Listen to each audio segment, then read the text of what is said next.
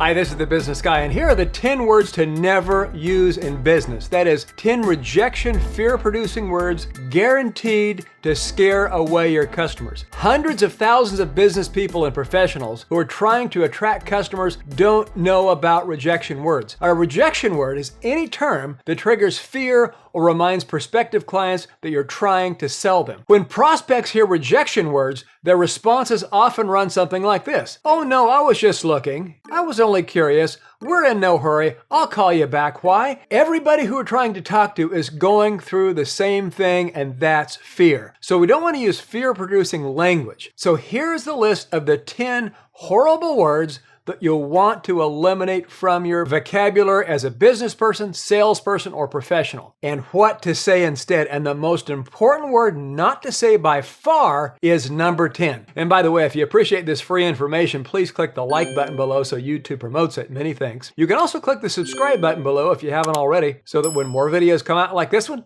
you'll be up to date right away. Word number 1 is cost or price. Every time one of your prospects hears you give valuable information in these ways, the price is $99,000 or it costs $85,000. They know what's coming. You're going to put pressure on, push them for a decision, try to sell them. That's why the pro calls it total investment or total amount. What do you do when you invest? You put your money to work in ways that will bring you income or other benefits back to you. Isn't that right? And what do you do when you pay a price or pick up a cost? You spend money, don't you? You pay for dead horses and white elephants, incur expenses, run up bills, and shovel money out that you'll never see again. And for more information, by the way, I highly recommend you buy the book How to Master the Art of Selling by Tom Hopkins. You can see this is well used. It's probably the best sales book I've ever read. So the professional's favorite term here is total investment. But like any other word or technique, it can be overused. So here are several alternatives that will allow you to banish cost or price from your selling vocabulary forever. Value,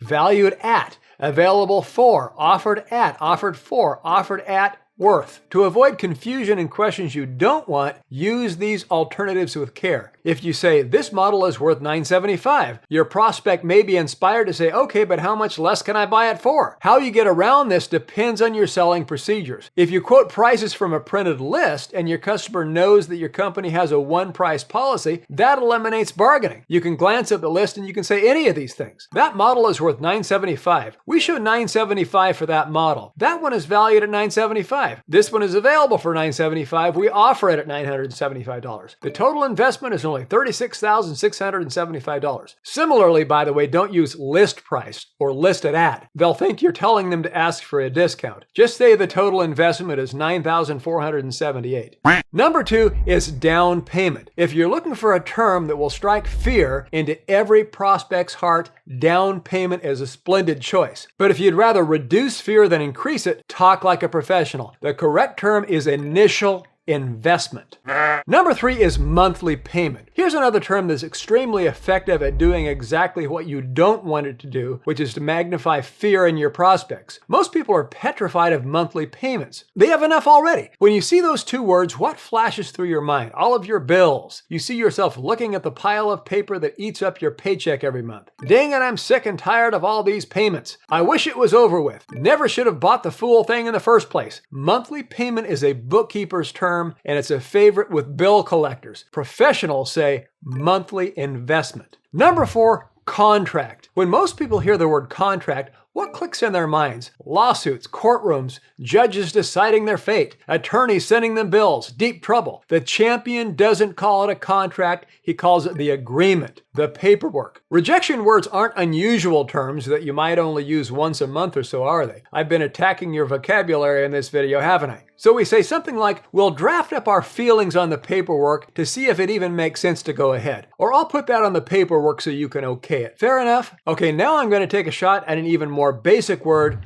buy. Please realize that nobody wants to buy. They just want to own. Some salespeople plaster their presentations with sayings that go something like this. Once you buy from us, you sure can get to it fast. When you buy our products, you'll be happy with it. The people who buy from me get terrific service. What does the prospect feel when those words hit them? And I don't want to spend any money. All I want to do is have it. What I'm looking for is more benefits and less trouble. Professionals know that people want to own things, so they frequently talk about owning Buying is the pain, owning is the pleasure. So eliminate buy and go with own. So let's rewrite some sentences quoted above and replacing their buying pain with selling power. When you decide to own it, we can get it to you fast. When you own our product, you'll be happy with it. Now, by the way, notice also that I'm saying when, not if. You want to paint the picture of them already owning it. When you own one of our models through me, you'll get top-notch service. When it belongs to you, you're going to be tickled pink with the way it makes you feel so safe and secure. The desire to own is a deep-seated urge, so use own instead of buy. Number 6, sell or sold. It's not likely that anybody will fix a happy little smile and say, wait till you see what the salesman sold me today. No, you'll never hear that spoken in earnest, though you frequently will hear, wait till you see what I bought today. On the emotional level, bought is more than past tense of buy. It's the present tense of own. Well, I'd like you to know that last week I sold our service to the Smith family right down the street. What does that make them think? You might have sold the Smiths, but you ain't selling me, buddy. They're fighting you because they don't want you to do anything to them. If anything is done, they want to be the ones to do it. So eliminate sell and sold by using these words instead. Happily involve, acquired through me, help obtain, counsel or consult, work with me on the arrangements, providing expertise, had the honor of serving, or worked out the details. Do you know the Smith family down the street? Fine. They're happily involved with our program, and I know that because they worked with me on the arrangements. Number 7, deal. Don't say this is a good deal. It is an opportunity or transaction. Gosh, we helped a lot of people with this opportunity, and the peace of mind that it brings is priceless. Number 8, objection. Don't say, I've heard that objection before. That opens up a whole envelope of objections that could lead to further objections. You say area of concern. We've had many clients who have had that area of concern, and we've helped them overcome it, and our most happy clients are glad we did. Number 9, problem. Right now, stop thinking of anything that comes your way that might stall or prevent a sale from happening as a problem. Problems bring things to a halt. Problems negatively impact relationships. Problems are terrible. From now on, look at anything that slows down the sales process as a challenge. They give you an objection, and you warmly say, you know, other clients of ours have had that same challenge, and we were able to find a satisfactory solution that truly met their needs. Or, it is my goal to see that there aren't any challenges as we proceed with the details of this agreement. Besides projecting a more positive image to the client, the word challenge helps make you feel better. You're not being stopped by a brick wall problem. That wall is now seen as a challenge to break through or hurdle over. Number 10, and here is the biggie, sign. Our last rejection word is the nastiest of all because it sinks your boat so near home that you can smell the biscuits baking. The amateur says, there we are, now just sign right here and we'll get the wheels turning for you right away. Suddenly your prospect's smile loses its shine. He gives a blank stare at the agreement, then he clears his throat and mumbles, yeah, well, my daddy always told me to read the fine print before signing anything. The trouble is that's exactly what his daddy and his grandmother and his attorney and his wife did tell him. So when you say sign here, you trigger an automatic defensive response that makes him think, if I'm not careful, I'll nail my fanny to the barn door with a ballpoint pen. Well, that's not going to happen because I'm not going to sign anybody's one-sided company contract before I scrutinize every dot in it. And that's just what he proceeds to do. Even if your sales agreement is a simple order form, signing is still a scare word. A champion never even hints that his clients will be expected to sign anything. Instead, he asks them to okay